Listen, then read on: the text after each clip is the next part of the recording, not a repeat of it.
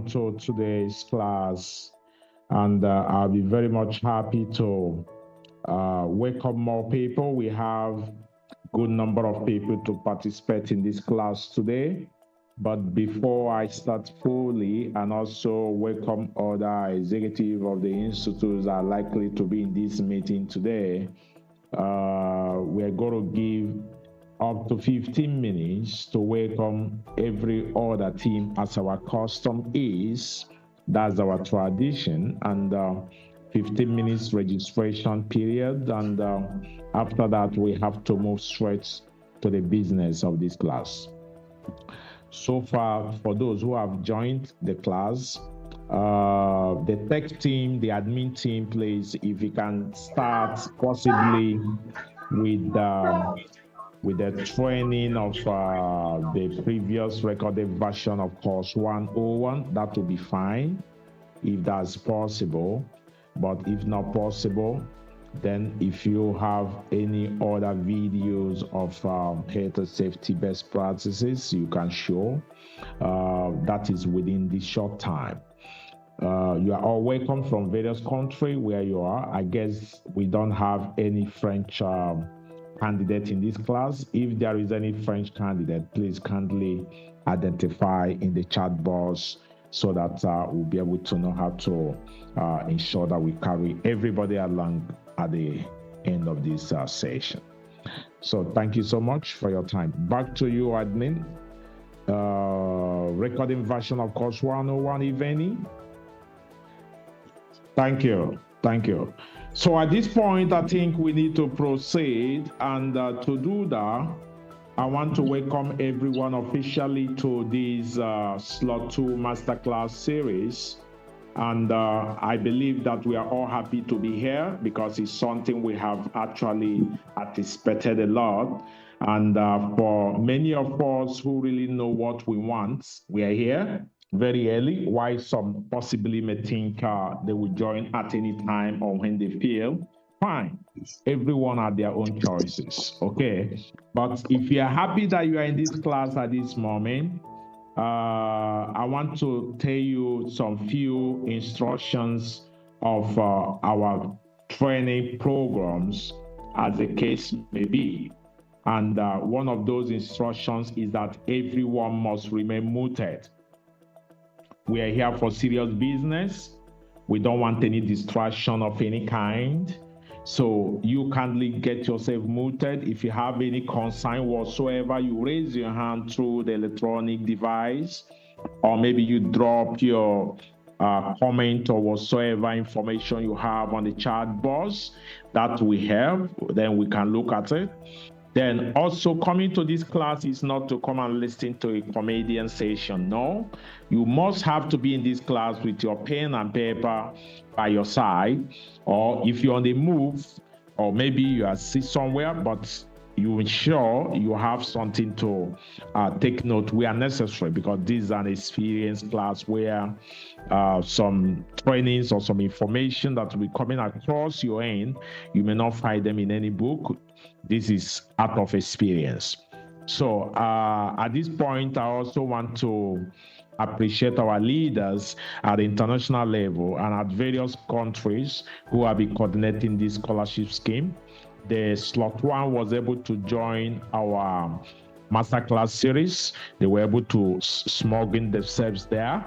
Then the slot 2 is fully independent on their own, which we have commenced today, which will run from now to Saturday, as the case may be, before the examination. So at this point, I want to start the training. But before I do that, many of us need to really understand the organization fully well. And I know that many of us possibly have not been able to go through the website, get themselves well educated on the institute, which is very, very important, because it's very key for you to understand the organization you are dealing with, the organization that have given you the opportunity, and that will help you to really defend some points in the public. So before I also proceed, we normally have a class governor, but in these slots, we may not be able to do that because it's a very short class. And not just only that, we don't have all that time to do that. There is no a special time for opening ceremony as we do in other bigger classes. So at this point, we are proceeding straight to what OSHAssociation is all about and who is OSHAssociation. I'm going to float this very fast while I gamble straight into the main topic of today, which is course 101, Foundation in Occupational Safety and Health. So the Occupational Safety and Health Association is a global body that have branches across countries of the world. And our motto is promoting safety, saving lives. The mission is to create proactive safety awareness. And the vision is to make safety an integral part of every industry and homes. There are many objectives we have actually. And that is, as a professional body, is to drive development in this field and to ensure that we provide a very good platform for people to explore and for people to get more knowledge and keep developing their skills in this industry. There are so many benefits of the membership of the institution, ranging from information exchange, capacity building, business networking, career development, opportunities, and things like that. Will always be provided. We have a Safety View magazine, a section of the Institute. As a professional body, we have activities across countries. This in India, during some of our conferences in India. Also in Nigeria, of course, we do have a lot of activities in Nigeria. This is also in Benin Republic, where we do have activities. This is in Ghana. These are activities that brings decision makers, captain of industries, top government officials, those that matters in all these countries. They are all part of us in various countries of the world. This is in Ghana, and this is in Tunisia, and this is in Dubai, in United Arab Emirates, and this is also in United Arab Emirates, and this also, the next slide here, the next slide is in Kenya, okay, and also the next one is in United Kingdom, in SL London, during some of our activities, which is an annual event every year, and this in Egypt, also this in UK House of Parliament, during our annual event every October, the next one loading as I speak, and these are also in London, yeah, with the London mayor. These also an activities we hold every year in London for award of distinguished leaders of various countries, and this also activity in the healthcare industry in London. So all we do is in line with alliance, partnership, and collaboration with individuals, with stakeholders at different levels in order to create what we call our vision and our mission. If you remember the vision and mission again, that is why we do all this. You have seen some little clips. You can do more to go online on yourself to do further research, but partnership collaboration is to make sure we create proactive awareness. You remember that is the vision and mission, and also to make safety an integral part of every sector, okay? So there are so many benefits of safety, of course. We get to know more about that as we proceed. So on behalf of the Institute, I want to welcome everyone to our global focus, which is more awareness, more prevention, saves lives. That is the purpose of why we're here. We want to make sure that the next generation of workforce are built with a whole lot of knowledge in order for them to work safely in the areas of discipline safely and get themselves back to their families, and also in order not to cut short their destiny due to one negligence, incidents, accident, whether at home, whether at work, or anywhere. Safety is a lifestyle, not just a career. Okay, so at this point, that is a brief about the Institute. If you want to know more, of course, you can Google the Institute website, OSHAssociation.org. We give you more information. So on behalf of the team, I want to say welcome to the world of safety. Welcome to our domain. Thank you so much all for joining.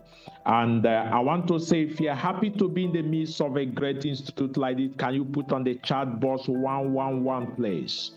Let me be sure that I'm in agreement with some group here. Can you put on the chat box 111? That shows that we are together.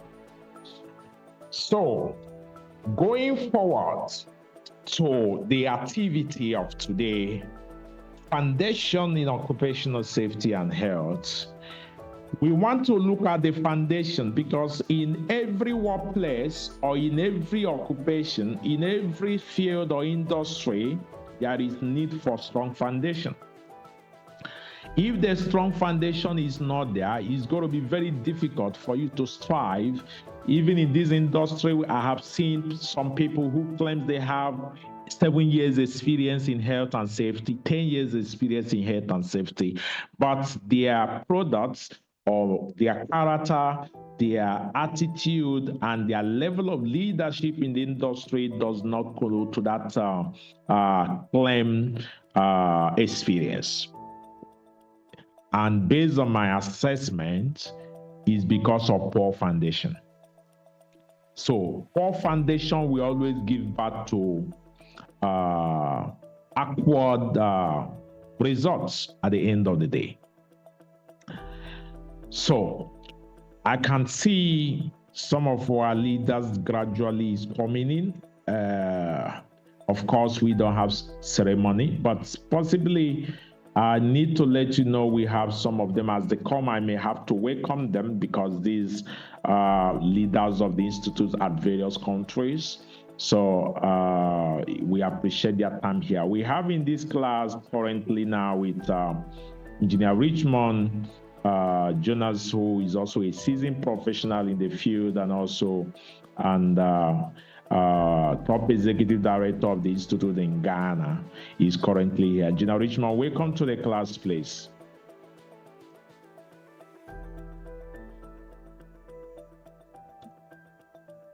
Thank you, brother. I'm with you. Thank you so much for joining. And so going forward, as I noticed some of them, because I don't have time going behind my screen now, but if I have to flip any, I have to take time. But I know at the end of the class, they may have time to make their own input as the need arises, because we'll do our best. We'll do our best to load you guys with all the experiences we have so that you come out becoming a giant. That is the only way to override time, is to buy the experience, is to dominate the experience. Then you become an expert overnight. It's very simple. You mustn't go through the long process of 10 years. Within 1 year of accumulation of adoption of previous experiences of experts, you become an expert overnight. That is what we want to prove. It may not be so for everyone because we are not a company, a training company in HSC. We are an authority and a professional body in health and safety. So we have all the audacity and authority and whatever to possess and to deposit as we choose in any country, as the case may be. So we want to let you know that you have to pay attention. You may be one of the instruments. Then if that happens, good luck for you. Because I remember I keep saying, I don't know why I didn't meet opportunities like this back home, because I'm from Nigeria originatedly, but I could have wished to have opportunity like this. Possibly I should be far from where I am now, because I love my field, and as a civil engineer, I also love engineering because I wasn't pushed there. I desire it right from a very young end at time. But I'm more enjoying what I'm doing now as a safety engineer, as a safety professional in the field, and that have taught various industries. So what I'm trying to say, health and safety is key. Health and safety is key in every industry, in every field of life. And when you hear safety, health, safety, and environment, I'm going to pieces it, and by the time I'm done, you understand the full meaning. The full meaning is not just health, safety, and environment. There are full meaning of each of those elements. When you come to health, what goes your mind? When you come to safety, what goes your mind? When you come to environment, what goes your mind? So these are things I'm going to be putting down. I want to see if I can. I'm not good in using slides because I'm good in passing the message straight, very raw, so that you'll be able to assimilate more, learn more, understand more, especially because of your levels of understanding in this subject matter. But let me still try as I'm talking to see if I'll be able to get the slides, possibly the notebooks, then I can flip with that.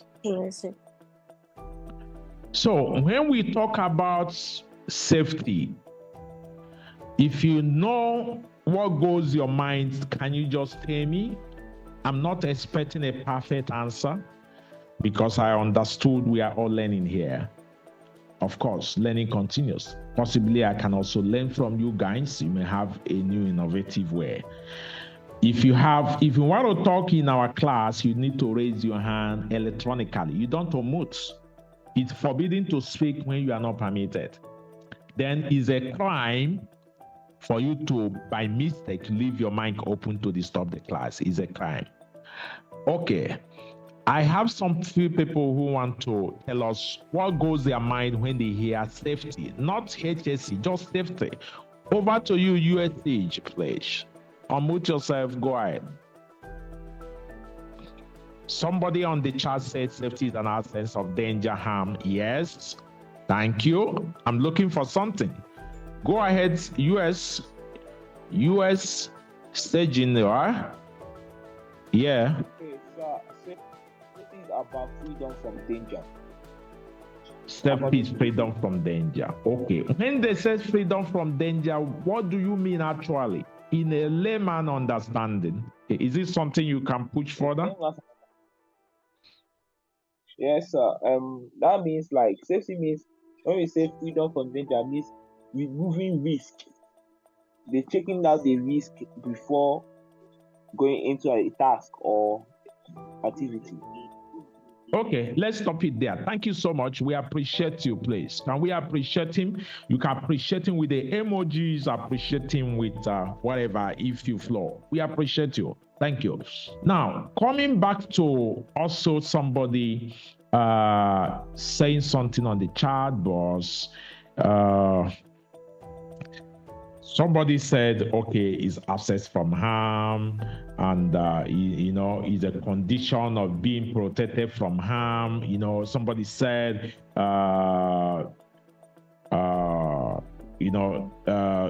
US said is removing, to remove the danger, try to control. Let's hear from Raphael. Raphael, unmute yourself. Let's hear you. Then you should be the last person. Then I proceed. Okay. Good day, sir. Go ahead, please, Raphael. Safety is the act of taking precautionary motive to withdraw yourself from dangers. Okay. It's the act of taking precautionary measures. Thank you. Thank you. That makes sense. Yeah, we appreciate you for that too. That makes sense. Okay. Now, coming back to our study manual, let's look at it. Let's look at it from the study manual. I know you already have the manual. Many of you have gone through, which is very important, But looking at the study fully, we need to really understand what is safety fully. It's going to help us. Oh, I see. It's like I would muted. I didn't know. Sorry. Okay, I was saying, when you hear safety, according to the syllabus here, it says safety means freedom from danger, yes, and the risk of danger, or the risk of danger, yeah, freedom from it. And that is what U.S. Surgeon said earlier, removing something. Now, how do you do this when you have a workplace? You have machineries, you need to operate it to do the job. You have some other very sharp objects in a very hazardous environment, maybe a construction site where you can see so many, even the environment is not tidy enough. You have to be watchful of where you are stepping. You have to be watchful of a lot of instant biting and things like that. How do you now remove yourself from danger? This is where the intelligence comes in. How do you also work with this hazardous equipment and still remain safe? That is where the intelligence comes in. That is where the job is. So it's not just all about wearing the PPEs or wearing the helmet, the hand gloves. No. It's a brain work. It's a brain work. And when you say it's a brain work, it has to do with navigation. It has to do with right calculations. What do you do? How do you do it? That is it. For example, they asked you to, couple up an equipment, maybe install a gadget. You need to use a ladder to do that. Now, how do you climb the ladder? Wearing PPE does not make you not to fall from the ladder. So, it's a matter of understanding the procedure to be deployed for you to do that job safely. You need to go beyond the gadgets you are wearing to protect yourself. In the field, we have seen people die with those gadgets. Why? They lack the understanding when to step out and when not to step out, what to do and when not to do it, and how to do it or how to implement such processes. So that is safety. So safety is intelligence. Safety is intelligence. It's not just the safety shoe, no. It's not just the hand glove, no. Okay, you are wearing the hand glove. You are running a machine that have a pulley. You are wearing hand gloves. Then, due to negligence or due to horseplay, lack of focus, your long sleeve, even with the hand gloves we are wearing, angled with a pulley. Then you find out that you have to struggle your hand with the pulley or with the machine. At that point, have the hand glove protected you? The answer is no. Have the hand glove helped you from that incident? The answer is no. So, what is the solution? Realistic mental calculations. Understanding your situation, understanding the work environment. That is why when you see health and safety officers, health and safety managers, there is no one particular method to control safety.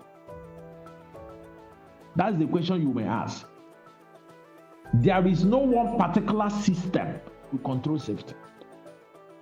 Even to control the human beings, there is no particular system.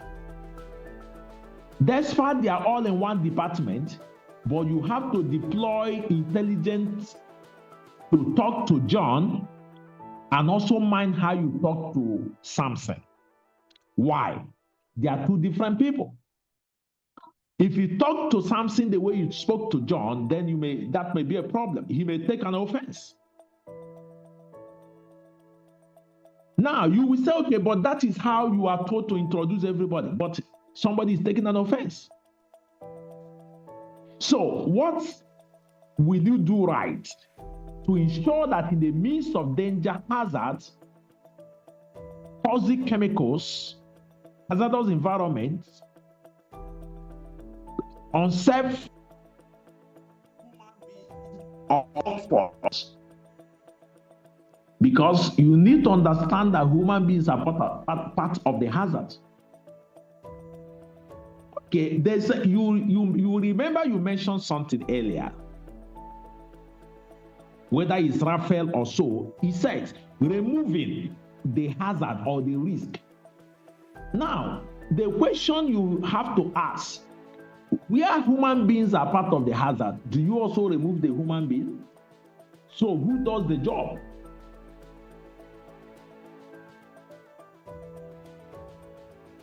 Do you understand? Now, we have what we call category of hazard introduction in every work environment globally, worldwide. It is called MIPS. MIPS, the full meaning of the MIPS I'm talking about is M for materials. There are many things I told you before you may not be able to have in a book, because at the course of this training, you are going to be having so many understanding of knowledge that you may not find in a book. MIPS. The first one is M, stand for materials. The next one, E, stands for environment.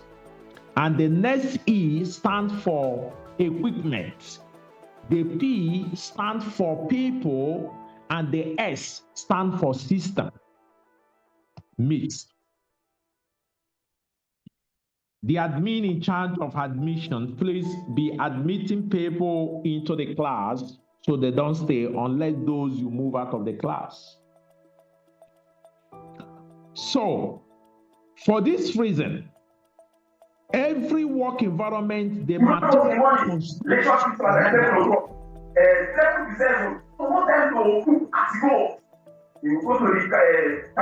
can you move this fellow or you remove him out of the class? Please, the admin team and other team managing this class,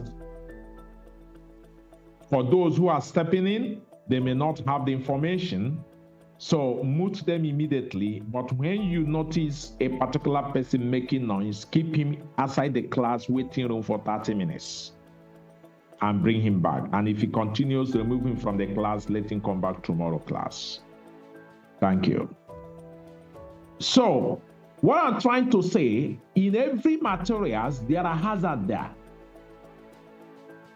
And those materials have to be taken to an environment where it's going to be worked on, or where the job is going to take place. The environment also constitutes a hazard. How? You are doing a construction, you stock sand and gravels here, then in the environment, there's going to be excavations, right? Some of those excavations, if you are not careful, you are going to be meeting a lot of utilities, cables, or pipelines underneath. That is the environment. And also in that environment, you're going to work with equipment, even to control the materials. Do you see the network and the connections? Then you remember that people need to control the equipment, control the environment, control the materials.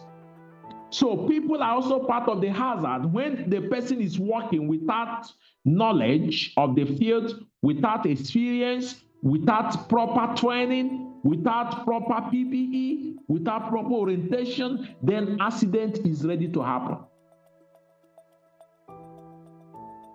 That is where people comes in. Because you need to note in your booklets, you cannot remove the hazard. It's an error for you to say removal of hazards. When you see in the book, freedom from harm, according to the book, freedom from danger, he did not say you remove the hazard. Removing the hazard is removing the equipment you want to work with. Removing the hazard is removing the people that want to do the job. But you can control the hazard. You can control the people. Do you get it? So that is the flow. Now, people is part of the hazard, then system MIPS, system, which is the S, is the organization. System also can be the procedure. Okay? System also can be the procedure of which the work is being done. So if the work is done on the wrong procedure, accident may happen. If the job is done on the right procedure, even in the midst of the hazard and dangers, then the job can still go successfully and people go home safely. I'm trying to make a case here, and I don't know if we are flowing with that case. The case is for you to understand beyond just safety. I'm taking you back to the drawing board.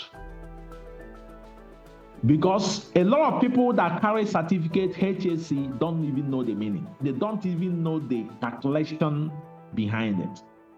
And that is what foundation we are giving you now. With this understanding, you can wisely make sure there is freedom from harm. There is elimination of incident and accidents irrespective of the work environment. With this understanding now.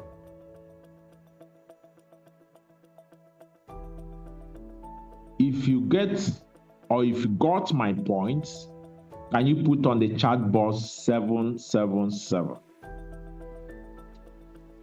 If you got my points, can you put on the chat box 777?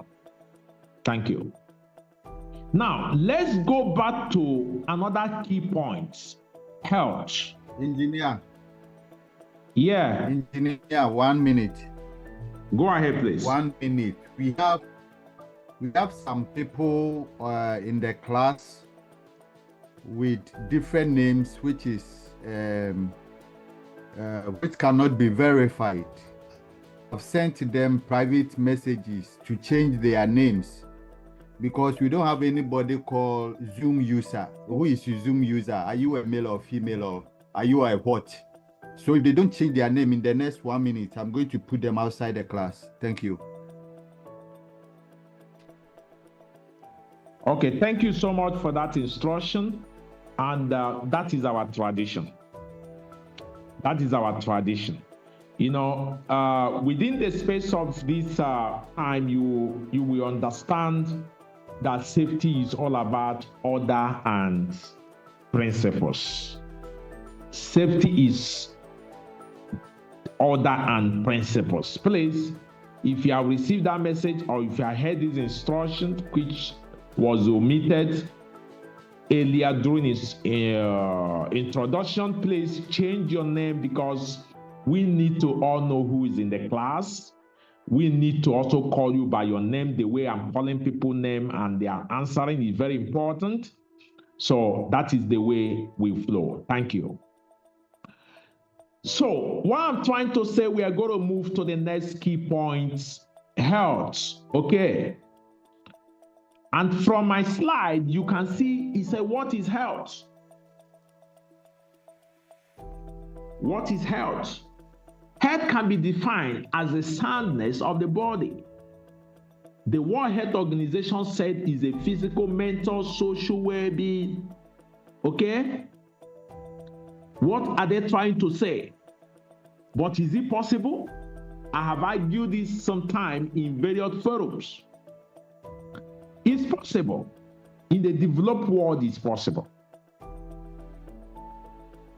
You need to understand that it's possible to stay fully healthy, sound, mentally, and physical health.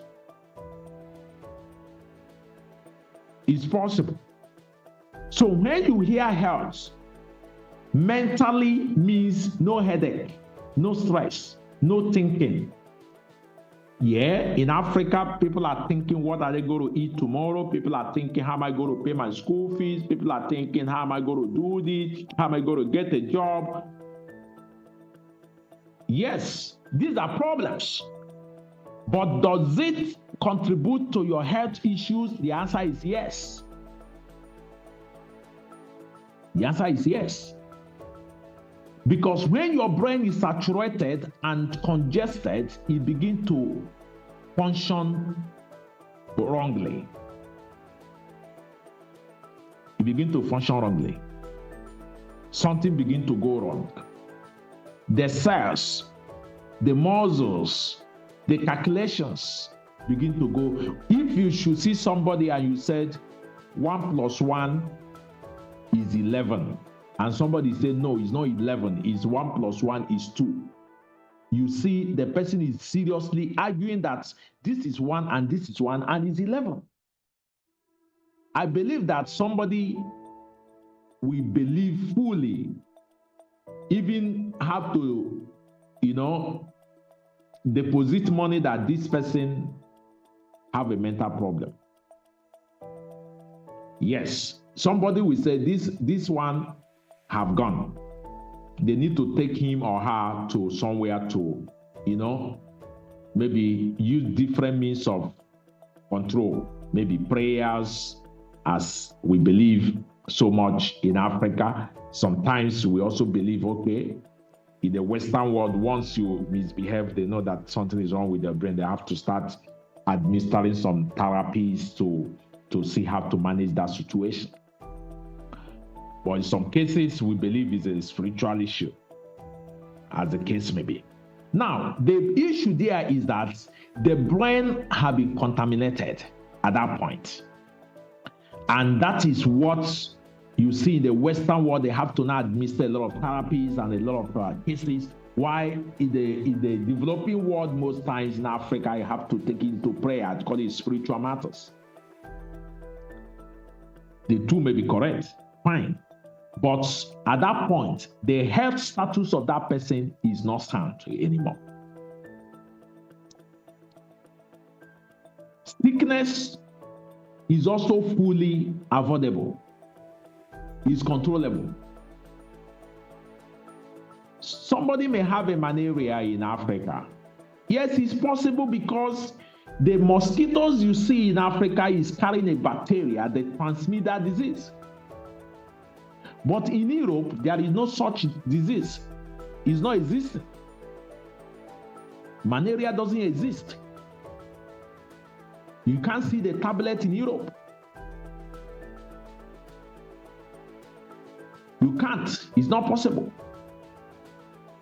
Years back when I believed that there is no mosquito in Europe, over some years later, I begin to see mosquitoes. But I now have to understand that those mosquitoes are not carrying the bacteria.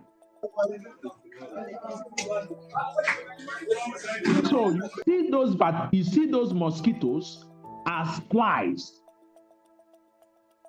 Even if you see them inside the house, they are not harmful. You don't flit the house. The bacteria is not there, the medicine is not there, the sickness is not there in any hospital in Europe. Why? It's control. It's a control measure that was put in place. Yes. It's a control measure. The whole country, including bush, you can't find one. So you need to have a mental shift, because I have argument over time in Africa with some safety professionals and scholars. They have to argue that most times these things must happen. It's not true. It's not true. It doesn't happen like that. Something triggered it, and what triggered it is what we call the source. When you say health, you can stay mentally sound. No stress, no thinking. Correct. Absence of diseases, including headache. But how will you achieve that when you don't have a good system in place? You are health and safety officer. You enter a workplace. The plate they use in eating amala, or maybe eating pounded yam in the office yesterday, is still in the office to the following morning. Is that hygienic? The answer is no. What does that mean? Generation of bacteria. So, who told you that those bacteria cannot be transmitted to sicknesses and diseases? Who told you that? Okay, you entered a house, even in some workplaces, in Ghana, in Gambia, or in Nigeria, whatever. You now see the toilet.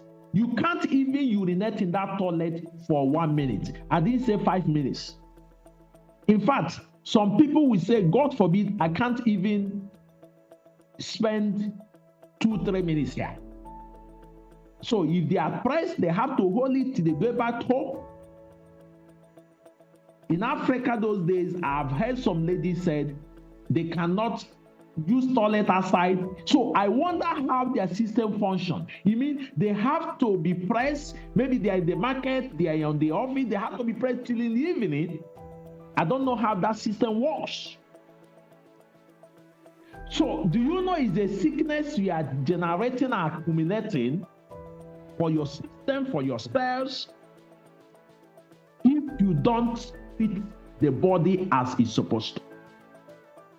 Because that is the system, that is nature. Then you say that after 30, 20 years, that person will start developing some sicknesses. Somebody said it's the devil that caused it. Somebody said it's Satan that caused it. Somebody said it's because it's one woman that don't want to die in the village that caused it. I'm not doubting anybody, but I'm trying to prove a chemical reactive case. 30, 40 years of this fellow. What exposures, what behaviors, what contaminations have he exposed his or her body to? Does anybody ask that question? The answer is no. So how do you now want to tell me that this sickness will not come? In oil and gas industry, in construction industry in the developed world, you see health and safety officers. We don't call it health and safety officers in the UK or in some of the developed world, even in Canada and all that. It's called health and safety advisor. Why? They are to advise, to prevent, not to control.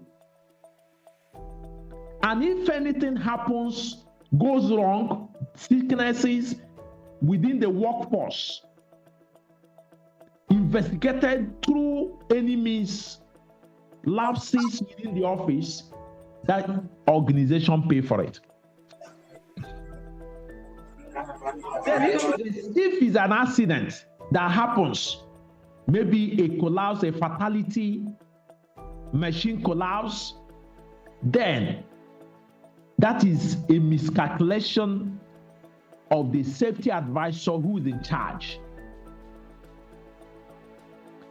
is a failure, is a cause of the safety advisor who is in charge. Nothing just happened. Go on internet, you will see safety 100%, accident 100% preventable. In developing world, they argue, they say it's not true. But I'm telling you it's true. Do you get? So you need to do your background, underground, to put the system in order to achieve total well-being. That is health. Health doesn't mean when your hand is cut off, you now go and take first aid, you now go and treat it. No, that is not health in health and safety, for your information. That is why those that are medical doctors that you see in oil and gas, go and check. They are not in oil and gas as in the medical department of the company because they are medical doctors. No. No oil company will recruit any medical practitioner without a thorough training on health and safety. Because that gives you a different concept, a different mindset, a different mentality. Not what you read in school. Is to tell you that you are coming here to prevent, not to treat, and not to give injection, and not to give medication. That's why in the panel of interview, where we recruit doctors as a medical personnel in construction site, in oil and gas offices, or in an establishment, we are not recruiting you to come and be treating people and be asking the question, where is it doing you? Is your hair paining you? That is not your job. Your job is total prevention. So as a medical doctor serving in that department or in that organization for 10 years or 5 years, you may not even touch any injection. Because your day-to-day work is to fight prevention. Educate, instruct, develop systems, develop procedures, keep training, keep talking, keep directing, keep monitoring, keep inspecting, keep auditing. That is your job. Not to wait for when somebody's hands or legs are cut off or bruises, you now go and do first aid. You say, that is my job. That is not your job. In Africa, that is what they feel and that is what they believe. The real system, that is not what it is. That is why you see the World Health Organization is defining health in HSD as what? Total physical, mental well-being, soundness. The training of today is a strong foundation. If you miss it, your name is sorry. And I'm taking my time, not just reading theory and reading thesis to you, giving you the raw case from the Genesis. I pity those that are not here. Okay, they will have to do recorded version. Good for them. So that is the health. And I believe with this, you have gotten the light very clearly. And if you have believed that, read your manual with all my stories, you will see everything we align. So if you believe that, can you put on the chat box 222? We go to the next case, environment. We go to the next case, environment. Somebody said, what does 777 mean? It means communication. Does it make sense now? It means communication. Can somebody put on the chat box communication? Without communication, I can't teach this class. You can see the methodology or the system of the communication, and everybody is flowing. I'm very active. Put on the chat box communication. That is what it means. Yes, my leader said it earlier. He said it means response. Thank you. Good. So safety is communication. It's a hazard to myself to be doing all this training and people are not understanding or you are not communicating with me. It's a hazard. Yes, because it's even on the both sides, because one, you are not even flowing. Me, I'm just stressing myself. So what is again? 0. So the next in line is what? Environment. What is environment? Environment protection. Environmental protection. Yes. Yes. When you say environment, is a space. Okay? When you say environment, is the workplace, is your home, is an environment. Workplace is an environment. Site is an environment. School environment is an environment. Now, this environment, how does it affect safety? What is the genesis of it? What focus it is? Recycle, reuse, utilize. Recycle, reuse, utilize. Can somebody put it on the chat box? Recycle, reuse, utilize. 3. You have seen in a movie or somewhere in the developed world, you see their waste bins the way it is. I believe somebody might have seen that before. The bottles, the recycling plastics, different bin. But glasses, different bin. Why are they doing that? Managing the environment. That is the way it is. Every home, every office. They don't burn you well. You know, when I came to Europe, I remember years back, I took battery and throw it into the plastic bin. I didn't actually know because I heard that it's recycled, so I feel they should go and sort it over there now, because yes, I have that knowledge. But do you know that they pick that bin because every bin have the house number?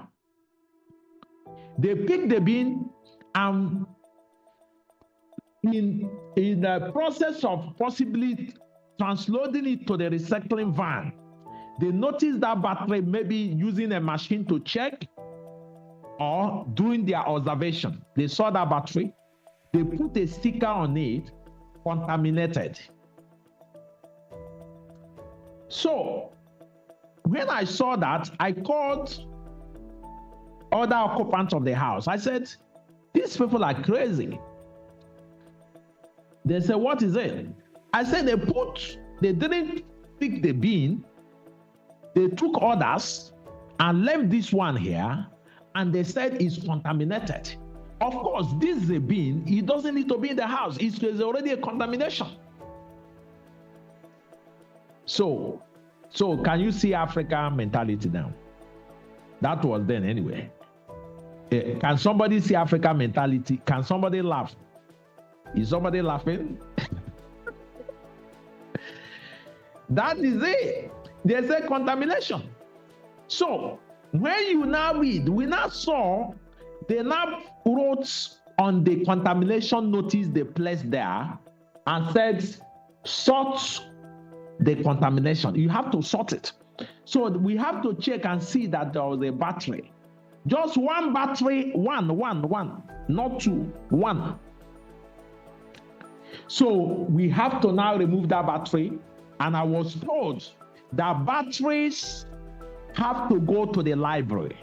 or go to the shopping mall, there are bins for batteries, whether battery from clock, battery from children toys, battery from, you have to drop it on the way. They have their own bin. You find it in the libraries, you find it in shopping malls. That's where you have to drop it. Even the batteries of the car, you are not even permitted to service your car. Every car service are channeled to the government. So whatever they remove from your car, engine oil, the battery, the changing, it goes back to the manufacturing companies the way it is. You can't see one outside. The whole country, the whole continent. So I think this can ring a bell to somebody. We have work to do in Africa.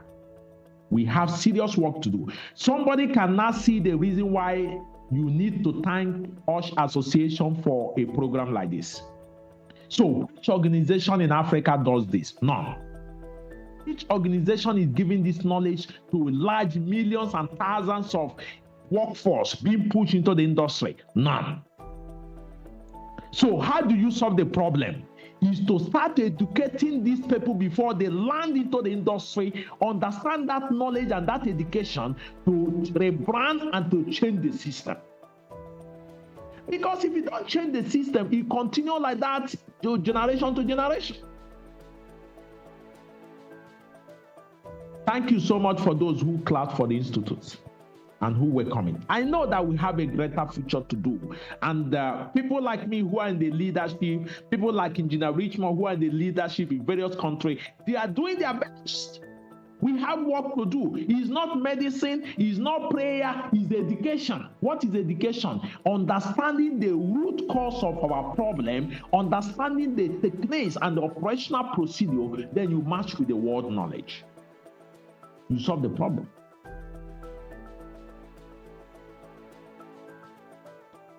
Youths are even dying after service. Youths are dying after graduation. Those days when I graduated, somebody died. What was the problem? They say he went to club to celebrate graduation. From there, he didn't even enter the industry. He left. Many in the scene of graduating and celebrating, they died. And somebody will say, no, it's because it was an arrow, it was a devil, it was... Sometimes it's not. He's just ignorant. This fellow is celebrating, he graduated, he go and drank Henneken and took like one carton. And his brain have been turned somehow where he's supposed to be saying left, he's saying right. So how will he survive? Then in the midst of that, because he feels he's a big boy, he carry his car to drive under intoxicated mentality and brain. So how will he drive home safely? Okay, just tell me where the devil have offended somebody here now. How will this person drive home? Okay, somebody said possibly it's the devil that told him to drink. Okay, fine. Anywhere you put it, no problem. But all these things are rooted under safety. They are rooted under safety. So safety is the key. That is why I said it before. Safety is the key. Understanding the foundation is the solution. And that is what you are receiving today. Now, going forward to what is in the manual, we have treated 3 points now. Contamination, reusing of materials. Do you know that high level of nylons and polythenes in the public can be controlled? These are pollutions. These are pollutions. You go to buy something, they give you nylon. The one they gave you yesterday, where is it? You have trashed it somewhere. Where did it go to? It didn't disappear. It's somewhere. In the developed world, they don't give you nylon when you buy things. If you like, buy the whole world. You carry it in your hands, or you carry it with a nylon, or with a bag you came with from your house. Then, if you want a nylon, you have to pay. Imagine we are coming to buy something of 30 pounds. Then they will tell you that nylon is 5 pounds. Then, before you check how you spend the 5 pounds, you said, okay, let me just carry it in my hands. It has happened to me before. I forgot bag. Lucky to me, I have vehicle then. I said, okay, fine. Since there is vehicle, I said, don't worry, let me use the trolley. I will put everything and go and put it at the back seat. They said, okay, no issue. Return the trolley. I said, fine. Because by the time I check how much I'm going to buy nylon, and there are nylon in the house, I said, that money I would use it and buy another thing. So let me just take this one back to the back seat. If I reach home, let me take the walk and be removing things one after the other. So that is the solution. Because the more you gather these nylons and pollens, you are contaminating the environment, you are polluting the house, the environment, so it's contaminated everywhere. That is environmental control, environmental protection. If you think this solution, you understand it, can you put on the chat box 111? Thank you. That means we are together.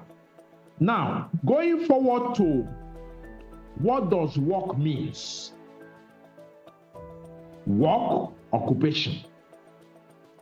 What does work mean? It means occupation. Everybody have a work. Okay? The Health and Safety Act 1974, which is the law. In Nigeria, they have their own law. The Factory Acts of 1970 or thereabouts. Ghana have their own law. Gambia have their own law. Cameroon have their own laws. Now, what is the law talking about? The law is saying every workplace. Then, I want to tell you something. Those laws have some issues also. Because the best practice, what we are teaching is best practice, not just teaching grammar here. Some of them are bigger than you. It's later you understand the language. Many of you also understand. We said the Health and Safety at Work Act, right? Now, Nigeria said the Factory Act. Now, Ghana said the workplace workshop and something. I don't remember, but I would like Gina Richmond, what is the law currently which need to be repaired? But the current one, what is it, please?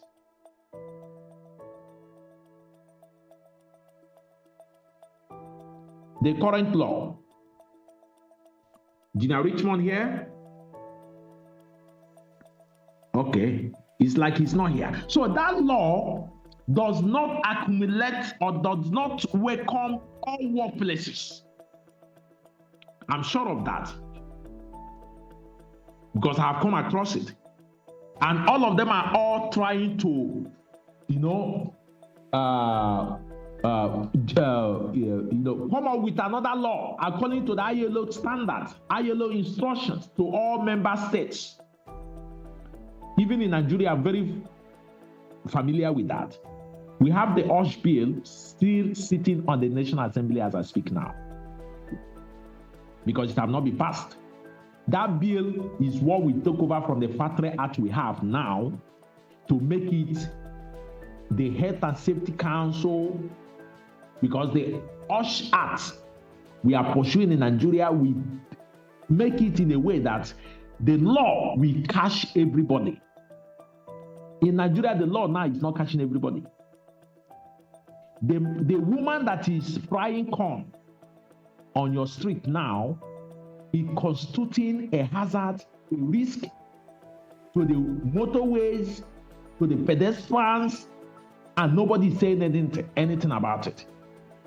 Then you go and ask the woman and said, but this firewood, this filling station is too close. It can trigger fire. The woman is saying that's not his business. He's looking for ends meet. That's not his business. That's moreover, that what you are saying Factory Act is not into factory, that you should go and meet Dangote. That is the one that have factory. He doesn't have factory. It's his corn. This corn he's doing now is the only thing he's trying to do. But the point is not the corn. The point is the pollution, the risk she is constituting on that motorway, that corridor. Do you understand my case now? That is why in the developed world, you can't do that. Nobody does that. It's not possible. Because every work you do, you are roasting a corn is the work. You are shoemaker is your work. Your factory is the work. Your industry is the work. So no matter your work, safety law will catch you. So the developing world, the safety law can catch some people because they will tell you this is not factory. The factory is in one village or is in somebody's name. Do you get? So the workplace is a place or places where employees or the self-employed are likely to work or have to go in the course of their employment. That is the workplace. Workplace. I guess you are getting a point there now. Because if you go further to the manual, you will see a place where we are talking about also occupational health. Because this work we do can constitute a risk, a health risk to you. Because the occupation is the work you do. Do you get? The occupation is the work. And that work we are doing, how is it affecting your health? That work you are doing, how is it affecting your safety? Do you understand? How is it affecting your safety? When you say hazard and risk, that is the two things. Hazard, the likelihood. Risk, the likelihood. The hazard, the potential risk. Do you get? So, how does the work affect your safety, affect your risk? These are things you have to address. Going forward to another major key point, which is major in what we are talking about now, is talking about identifying the problems. You need to identify the problems. You need to identify the source. And that is what we have been doing. The source of the problems. As a safety officer, how do you identify the problems? How does these problems affect you? How does it transmit into your body? What are their means? What are the reactions, effects by which it transmits into your body, or it affects you or affects your safety? The effect on the body. When you talk of means of transmission of illnesses or whatever, you talk of, inhaling doses, inhaling vapors, gases, fumes, and all that of dangerous chemicals. Every day, every month, 1 year, 5 years, you are in that establishment. And that is done through inhalation, absorption, ingestion. Ingestion includes even eating bread in a workshop. You have injected it now. You have consumed it. You see people eating in a hazardous environment. Those days when I know safety, of course, I go to barbing salon. You see the guy will tell you, I have to eat something. He's eating jollof rice, he's eating amala in his barbing salon where hairs are flying like invisible. So tell me how he will not fall sick after so much. Tell me. After all those contaminations consumed, 1 year, 2 years, months.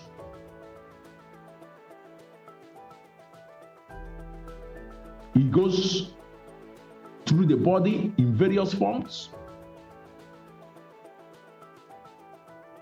Occupational health hazards. It goes in forms of chemical, physical, ergonomics, biological, chemicals, dust and gases, physical, noise, heat.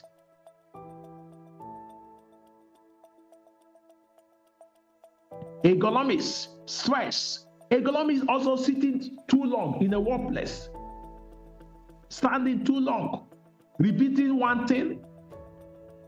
Biological, bacteria. So you need to check it. You check environment, you check your school environment, you check your work environment, You will see some of these things I'm talking about. That is how safety affects you. That is how safety affects your health, your body, your well-being. What is an accident? You hear accident happens, you hear incident happens, you hear somebody died. How did it happen? How is it happening? These are things we are talking about here. 1, planned and unplanned events. Unplanned, of course, if accident or incident want to happen, many are even happening, we are not aware. Example, like the gentleman eating in a barbering salon. The gentleman eating in a wash shop, even the hands is not well washed. When COVID came, did you see what happened? I know that many of you will be able to witness. You saw what happened. Contaminations. People are dying. So safety and health is real. It's not certificate carrying. It's for your own good and safety and longevity. Yes. It's beyond just looking for a good job with it. It's beyond that. Because you keep consuming those things without even knowing until the sickness now suffers. It suffers after 10, 15 years. Accident, that one is better, as I do tell people all the time.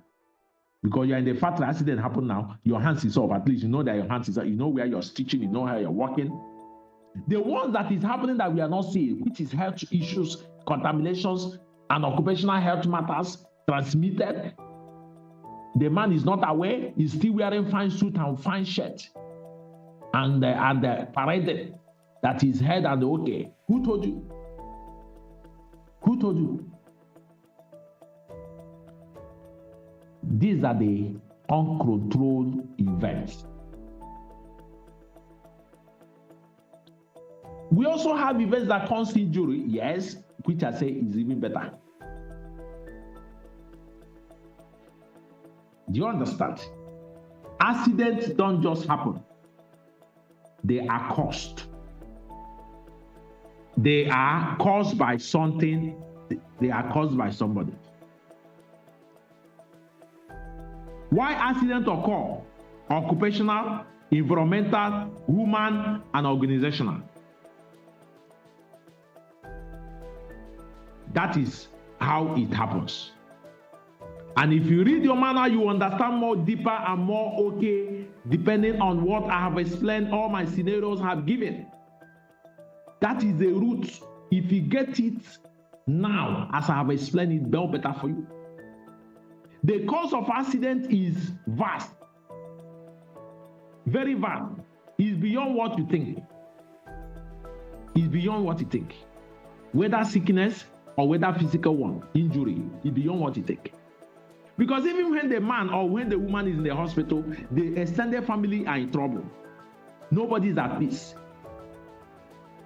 People are thinking, people are visiting, exposing others to danger, traveling because they are going to see a sick person. Now, the person is an accident, they injured, there is no work, there is no inflow. It's beyond what you think. Direct and indirect cause happens. Do you understand? The bigger picture is setting the procedure straight, stating the laws, the policies straight. That is what is expected from you as a safety officer, as a conscious safety worker. Think prevention. That is the legal requirement. That is also the moral requirements, which is key, moral, not legal. Like many of you that are doing this course now are coming because you heard that if you do safety, it will add value. If you do safety, you can get more job. You can even get job. You can abroad. You can do. That one is elementary. The primary is far beyond just that, which is moral. You get. Even company does that. They are doing what they are doing because of legal, because of court cases, because of litigations. No, it should be to save life. That is a root cause. To save life is the root cause. That is what is expected.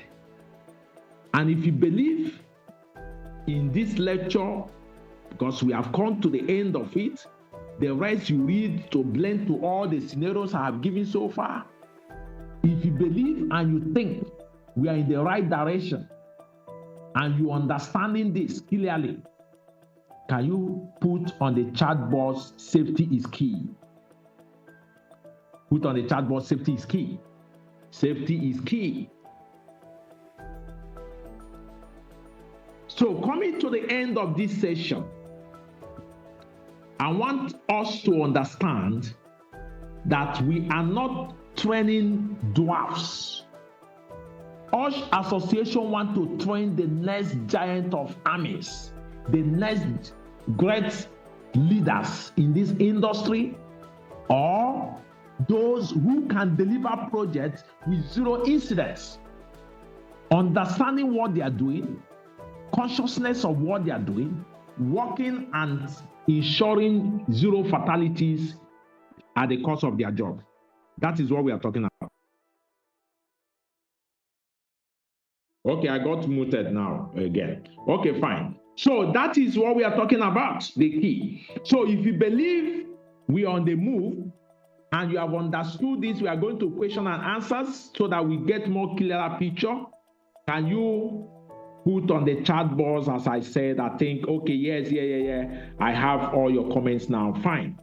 I think if you have questions from all we have treated so far, can you raise your hand up? Raise your hand up. I will give you permission to unmute yourself to ask your questions. We need more questions so that let's have brief interaction on this subject matter as we go to the closure of this very session. But before then, I want to, while you are raising your hands, leave it on.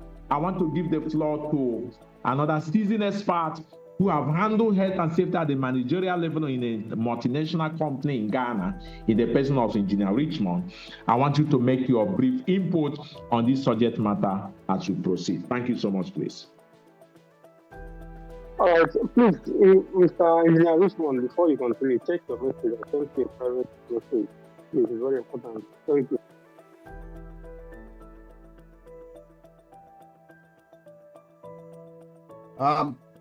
Please, Mr. Obik, come again. I didn't hear you. Okay, I said you can check your DM, your Zoom. I sent you a private message on Zoom. It's very important. Thank you. Oh, okay. Yeah, I was trying to answer it when engineer called me. The issue is I tried to communicate with some people privately for them to change their names. Almost everybody has done it. There is one person, the name is US Sejen.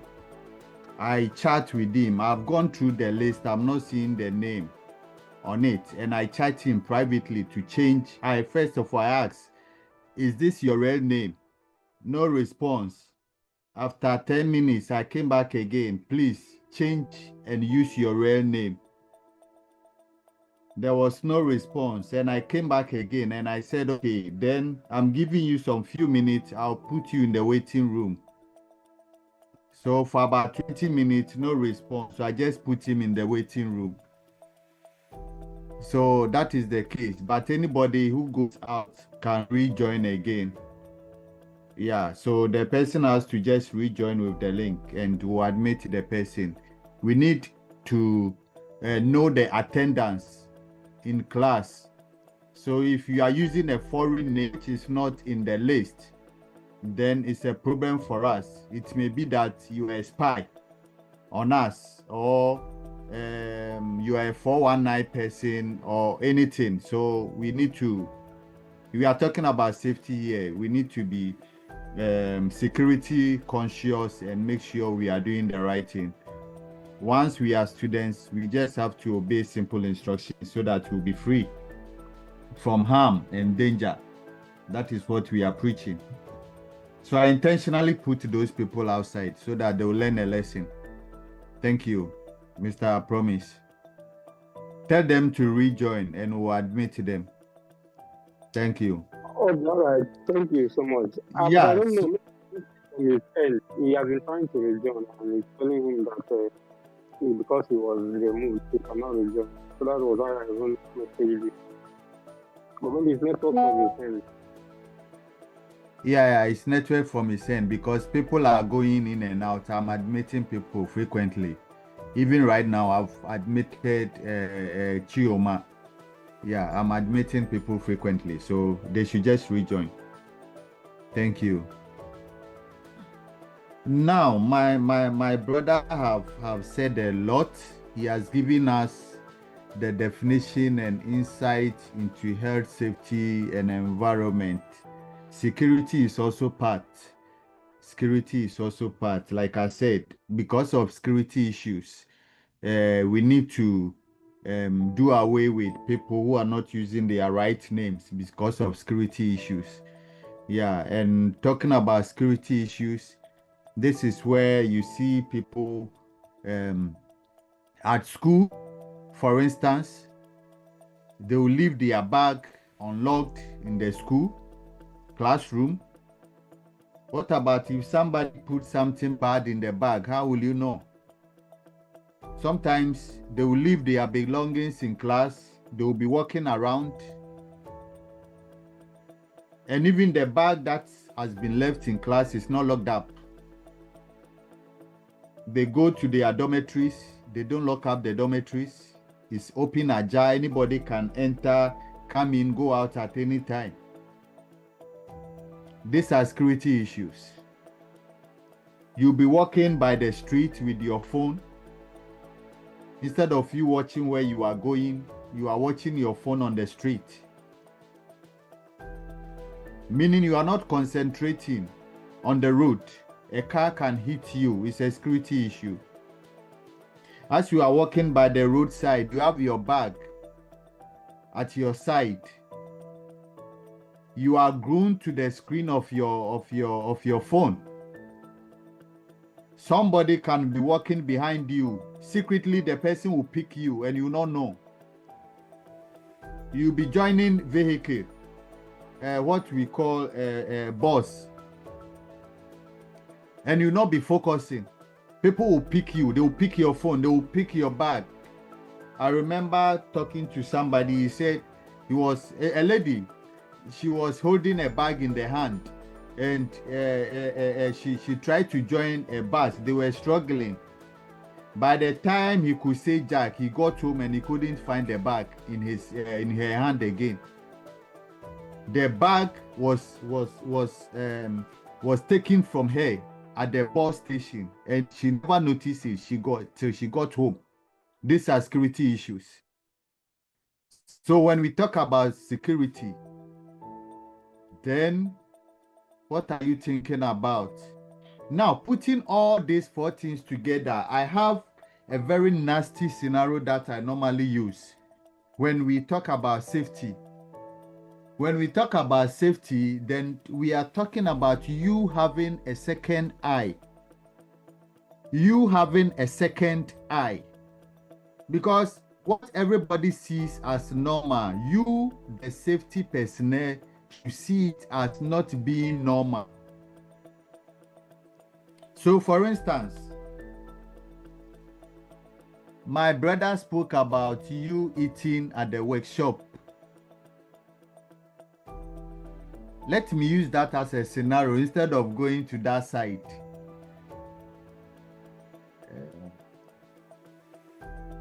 Now, let me use a place like he used the barbering shop. So let me use the barbering shop as a case study. As you buy your food, eating in the barbering shop, what comes to mind? Because at the barbering shop, there are a lot of hairs that has been cut. Some are on the floor, some are on the chairs, some are on the bench. And normally in these areas, you see fan blowing.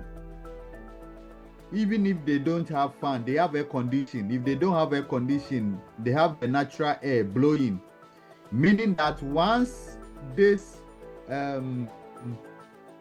air sustainable mechanisms are flowing, there is a tendency that they will fly the particles of the air that are easily flyable. Meaning that in that particular zone, you'll be eating your food alongside with air. So you need to have a second eye. What everybody sees as normal, you must see it as not normal. If you see it as not normal, then something must be done. And that is what we'll be talking about tomorrow. So as you are here, please don't see everything around you as normal. Don't see everything around you as normal. Everything around you is a hazard. It's a hazard. Right from your bed to the bathroom, to the hall, to the street, to the school, wherever you find yourself, there is hazard there. Everything around you is hazard. Your building, your chair, your phone, your tablet, your laptop, your mirror, the car. Just yesterday, a helicopter just fell down in Ghana. 8 people are dead. 2 military men. It was a military helicopter. 2 military men with 6 how do you call it? Government officials. They are all dead, just like that. Got bent, just like that. So at the end of the day, everything around you is a hazard. Nothing is normal. That is what you have to understand. So as a safety officer, you must always dive deep into situations, analyze situations. Before you accept that situation, analyze it and make sure that all necessary control measures are put in place before you can accept that situation and adjust yourself to it. I wouldn't like to go much into this. We have 16 minutes more to go. Let's allow for questions. The more questions we get, the more answers we can give. Thank you, my brother, for doing justice to the foundation, as you always do. Thank you so much. Thank you so much. So we want to also more hands. No, if there is no questions, that means that we all understood the lecture. Are we saying we all understood the foundation?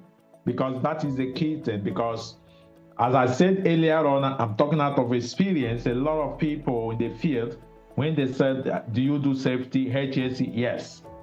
What is HSE? Freedom from harm. They don't really understand the techniques and the modalities behind it. So I think that's what we have treated today. That means many of you can now even teach people, lecture people, educate people.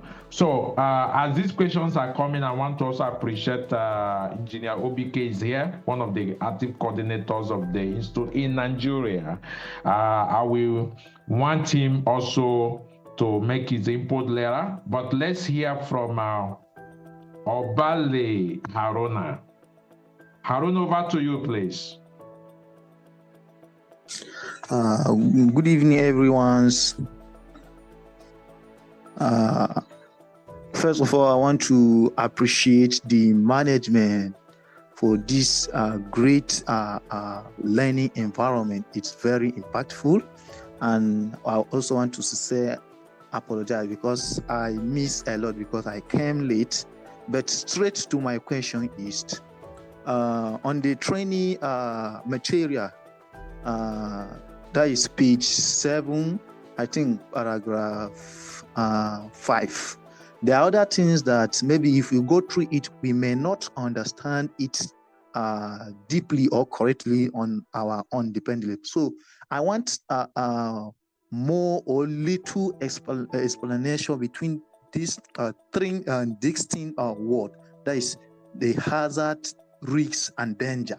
Because sometimes the word really confuse me, or I see it complicated like that. Because I used to misinterpret it sometimes. Thanks.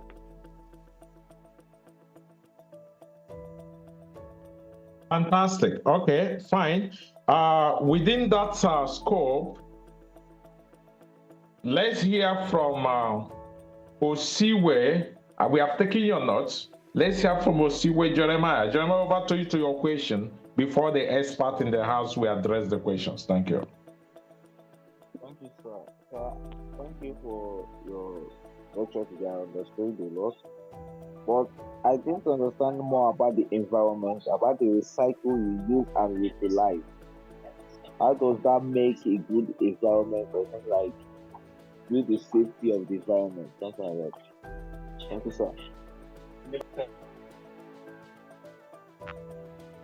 Fantastic. These are very brilliant questions. I love this. So, in order to proceed further, Jida Richmond, do you have any input before I just close down these two questions, please? Thank you. I have a question.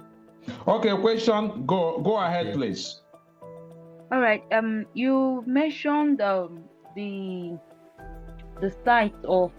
You gave an example of a lady selling like corn, that like causing hazard, like smoke coming from her place of where she's selling the corn, and she's staying close to maybe a filling station or where they sell fuel and the rest.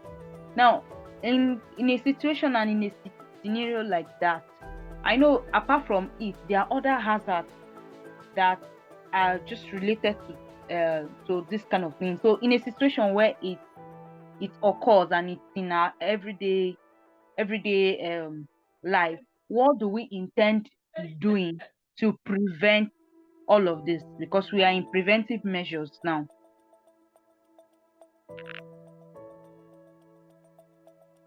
Okay, thank you, Madam Esther. Let me start from the first one. I spoke about hazard, and I said everything around us is hazard. So now let me just break it down, okay? Okay, sir. If I talk of everything around you is hazard, I said right from the bed, okay? Now, when you wake up in the morning, just as your eye open in the morning, try to wake up from the bed and start to walk. You see that you fall down, or you be unbalanced, you not be stable. So right from your bed, safety starts from there. The reason being, as you slept, your whole system has shut down. That is why when you on your phone, the phone has to reboot before the figures and the icons starts popping up. Even at that time, you cannot operate it unless it takes some time. Your network has to appear, be stable and other things before you can start to use your phone. The same applies to your tablet, your laptop, and all those co-meanings, okay? It's the same way the human being also applies to. In this case, when you wake up in the morning, because you slept, your whole system has shut down. Once your eyes are open, you need to wait for some, maybe roughly 1 minute in bed whilst you are sleeping. If it's possible, you can just wake up, sit on the bed for about a minute. Once you are seated on the bed for that 1 minute, what you are doing is you are rebooting the system. You are allowing the blood flow. Because as you slept, the blood was all slept. And at the end of the day, your body went through a formation of reforming, re-energizing, or what we call maintenance. So once you wake up, the blood system has to regenerate from your feet to your head, especially to your brain, because it is your brain that tells the body that you are about to take an activity. So if the blood does not flow correctly to the brain and your brain is losing blood, you cannot perform as a normal human being. That is the stage where you see that you are feeling dizzy and you want to fall down as you try to walk, because the brain is not, how do you call it? It's not stable. The brain is not conscientized to activate your legs, to activate your hand, to activate your action. So right from bed, safety starts from there. Right from bed. So you need to now allow the system to flow. Now, when we talk about risk, let me use this bed to illustrate the risk. If you wake up right from bed and you start to walk, if you don't allow the blood to flow and you start to walk and you fall down, okay? When you fall down, 3 things will happen to you. When we talk about risk, we have categories of risk. We have low, we have medium, and we have high. If in the process of falling and you hold the wall or anything in your room and you become stable, maybe at that time you have a little pain in your hand, because the force that you were going to fall and you try to hold something, the force in your body comes into your hand. So in that case, you have a little pain in the hand. So we'll determine it as a low risk. Now, as you are about to fall, you were not able to hold anything and you fall with the body on the floor. You feel pain in all areas of your body. In that sense, it's a medium risk.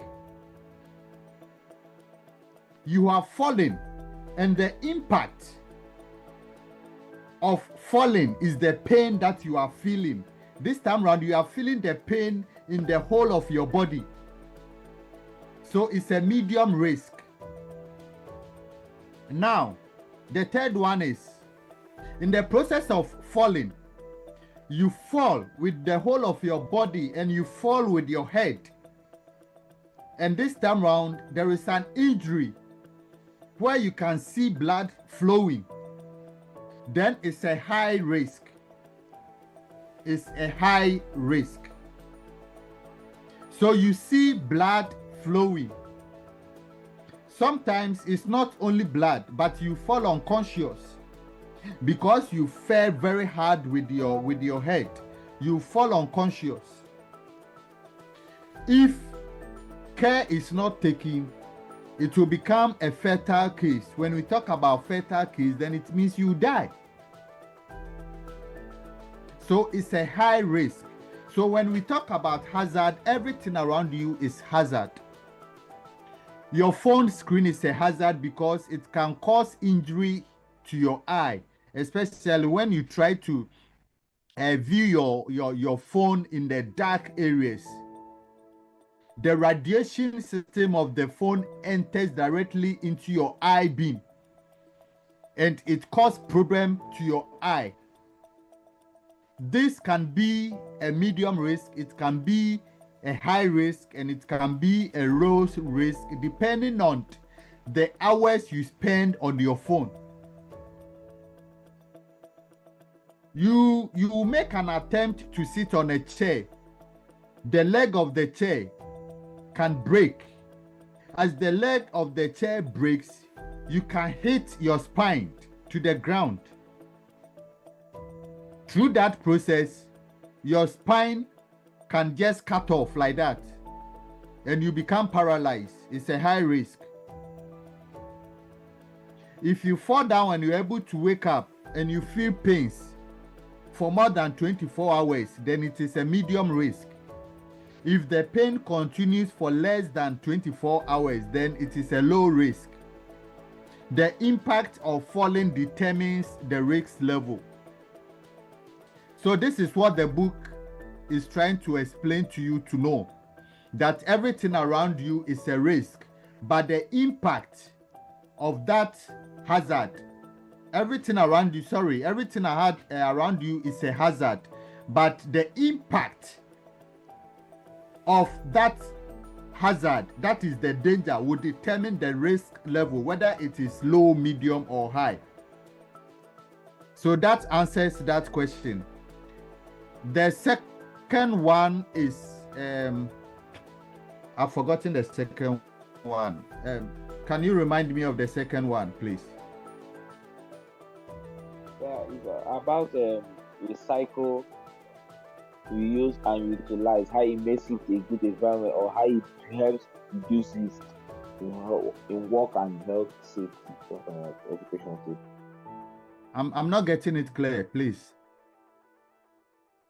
That is, I didn't understand the recycle, reuse, and utilize factors that can help in keeping the environment healthy and safe. The environment, yes, environment. Okay, yeah. When we talk about environment, then we are talking about our surroundings. Our surroundings. You see, we get our drinking water from the ground, mostly. Apart from the rainwater, we get our drinking water from the ground.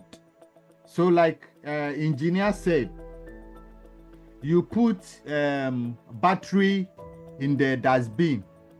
Once they put into the recycle bin, maybe they are recycling papers to make a bowl or a cup, and now you put battery into it. That battery is a poisonous substance.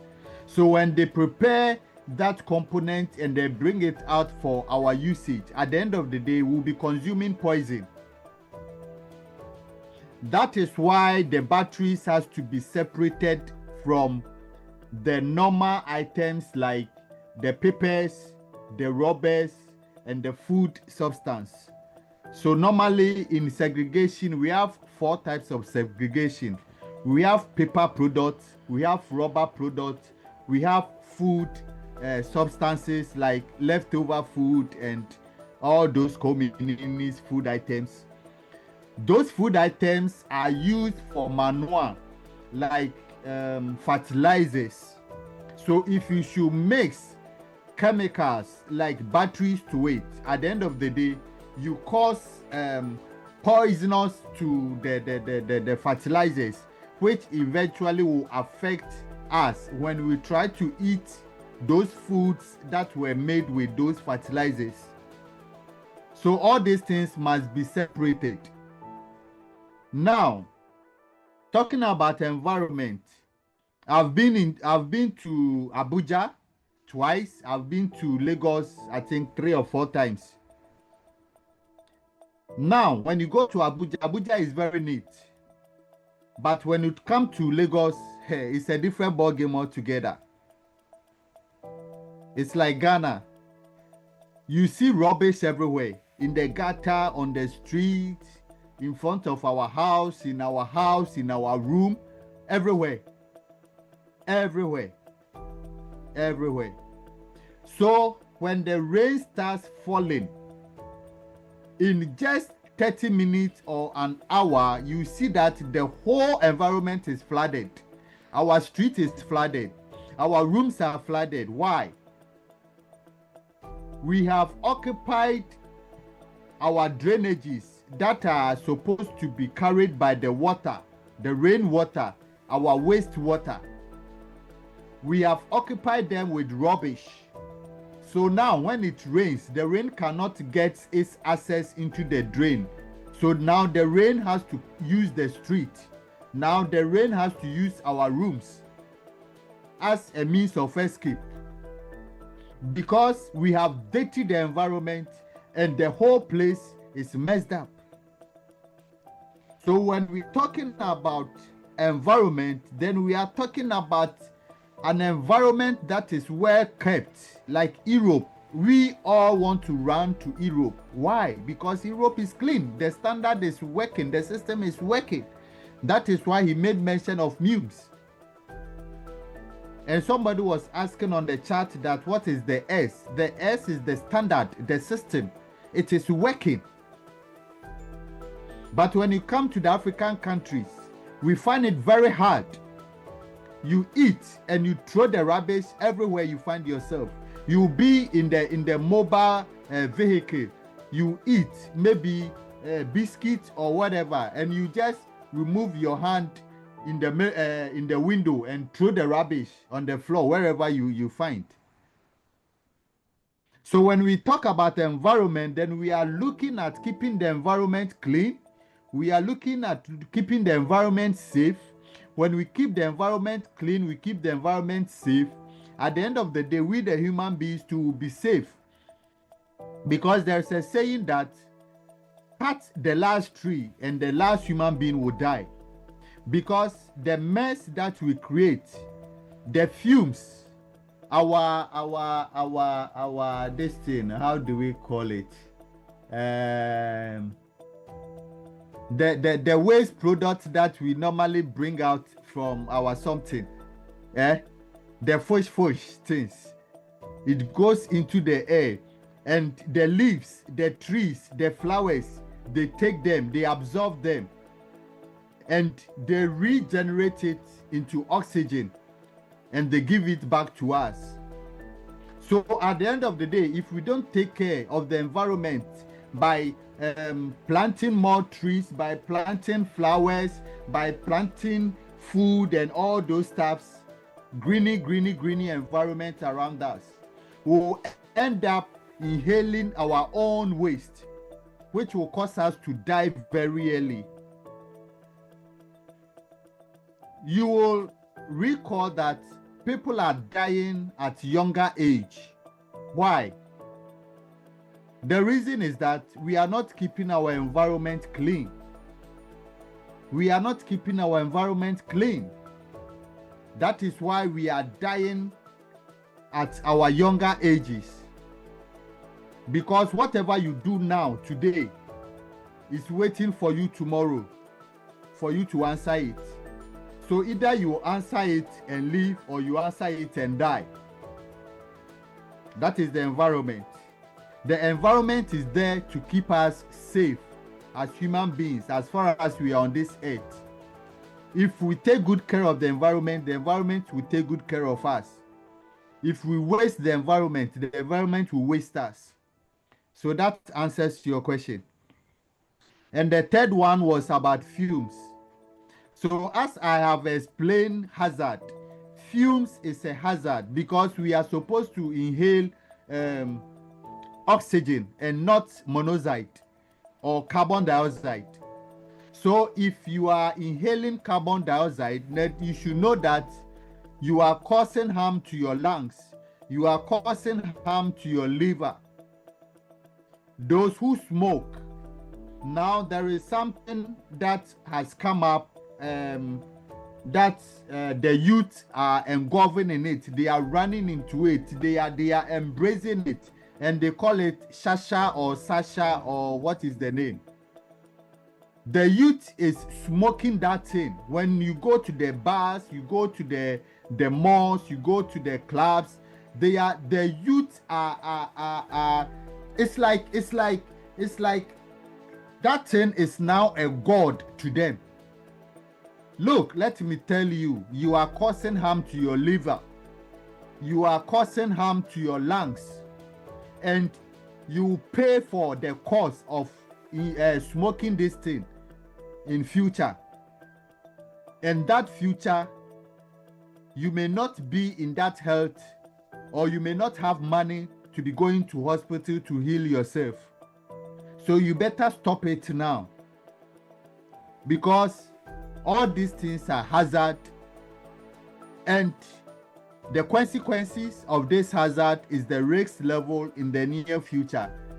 That is tomorrow, which will pay for it. So thank you.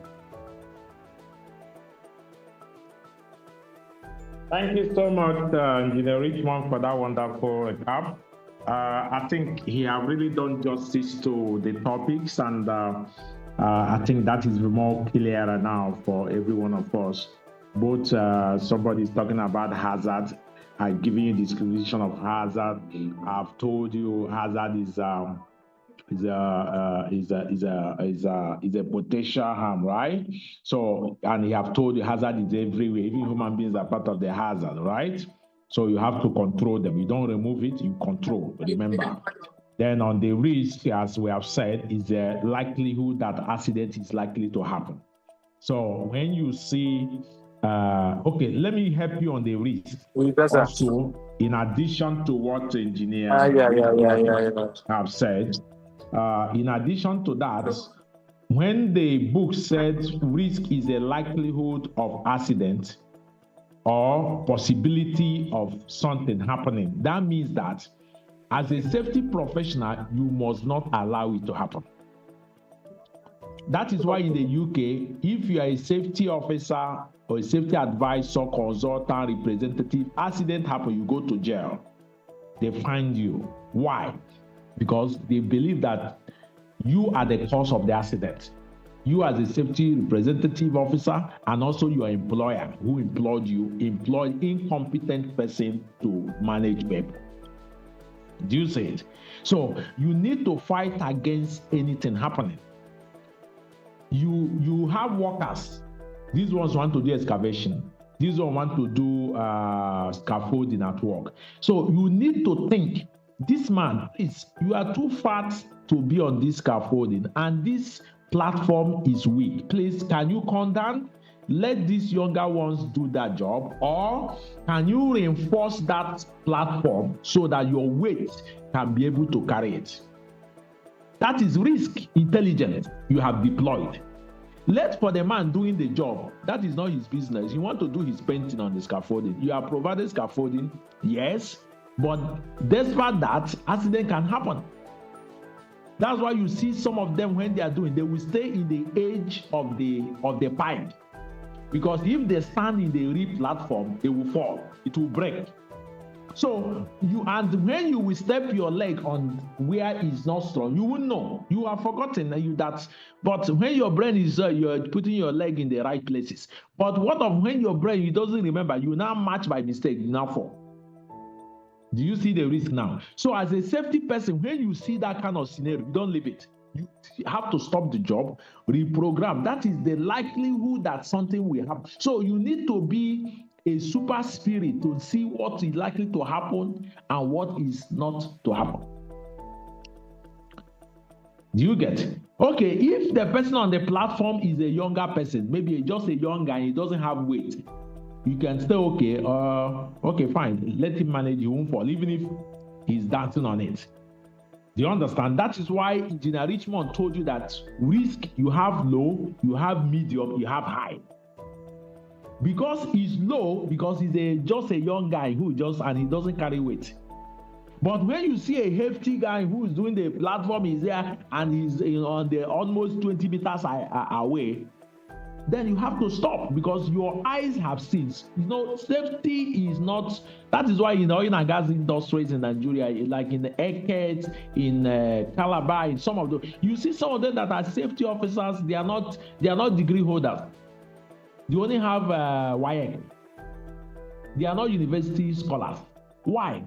They are only trained on this thing we are training you now. That is the only training they receive at certification, and they are in a good job, earning 400,000 in a month, 300,000 in a month, as a safety representative and safety officers. Do you understand? So this is intelligence and is knowledge. Just for you to have it, then you are good to go.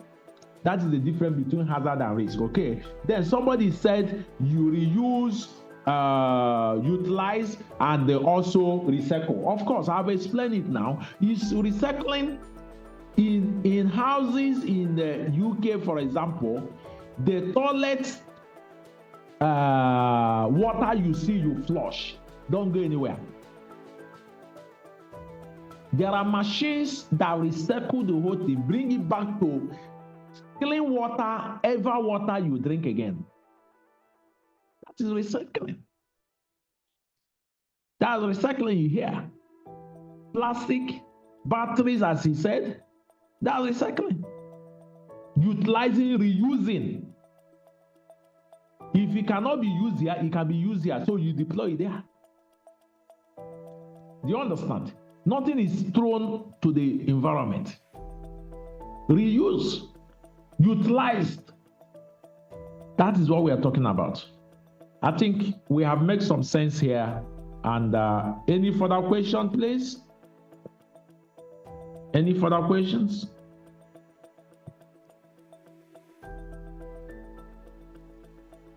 Any further question? Okay, somebody said, yes, we talk about a woman selling a corn and all that near a filling station. What will be your actions or advice? You know, it's not supposed to happen at all. That was the last question somebody asked. Yeah, it's not supposed to happen. It's not supposed to happen. In the UK, in developed world, people are eating roasted corn too, isn't it? Fine. There are designated areas for such. People smoke anyhow in Nigeria, even in filling station. You can't try it here. You can't try it. There is nobody pursuing you. You don't see police anywhere, but you can't try it.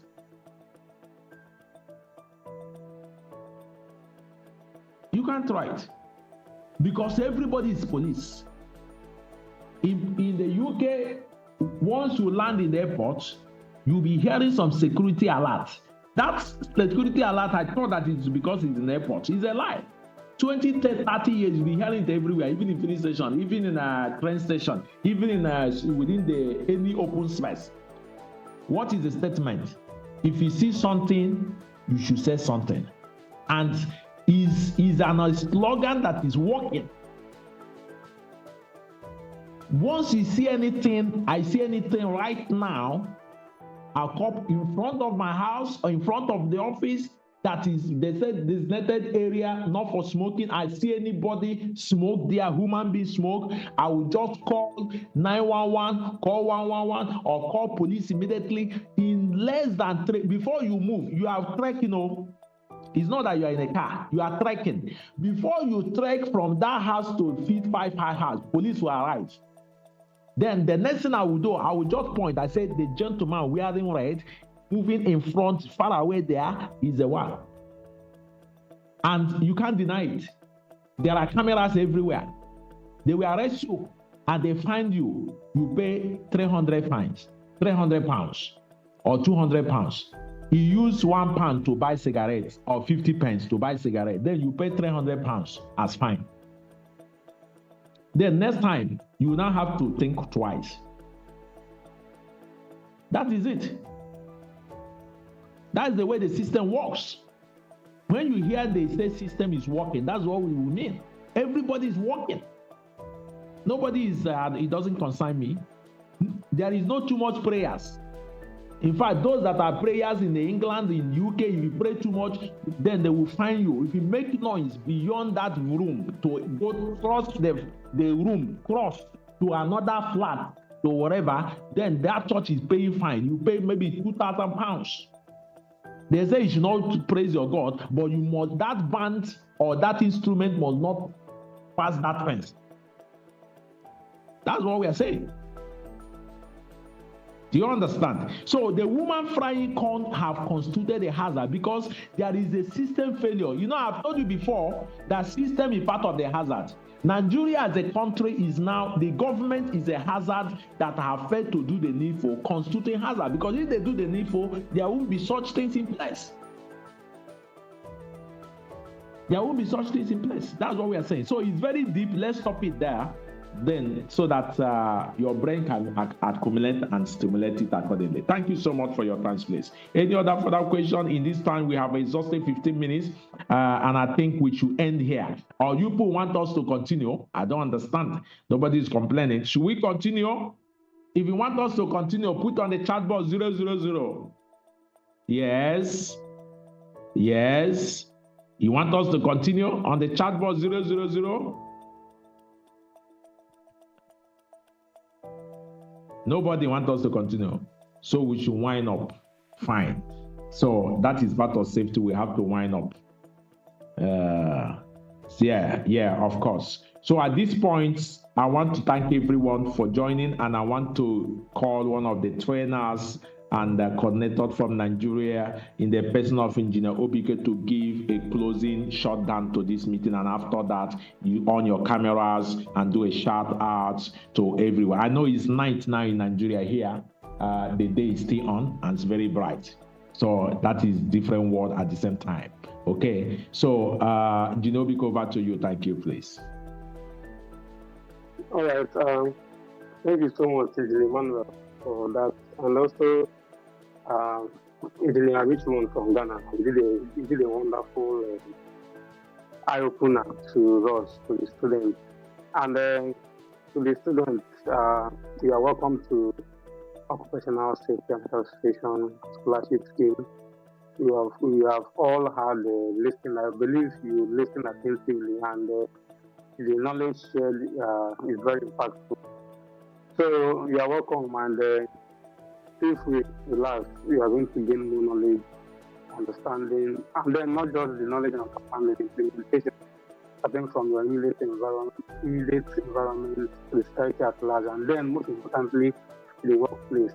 As a student, why you are targeting undergraduates is because you are going into the labor market. So you are going into the industry to practice what you learn. Many people, most of you here are engineers, science students, environmental students. So sooner or later, you're going into the field to have hand-on-deck practice of this thing. So it is the earlier the better. So start now to build a safety culture, a safety environment, a safe environment, and it will pay off. Your safety is your priority, and then the safety of everyone around you is also your priority. If you see something wrong, you call it, and that's why you are in this training. So thank you so much, Engineer Emmanuel, and thank you also, Engineer Richmond. It is nice having us around. And to the students, welcome on board. Thank you, sir. Thank you so much. So can we all on our cameras on and do a shout out to everyone, please? On your cameras, do a shout out to everyone. Thank you so much, everyone. Thank you. Happy to see you guys. Happy to see you guys. Thank you. Thank you, everyone. Thank you.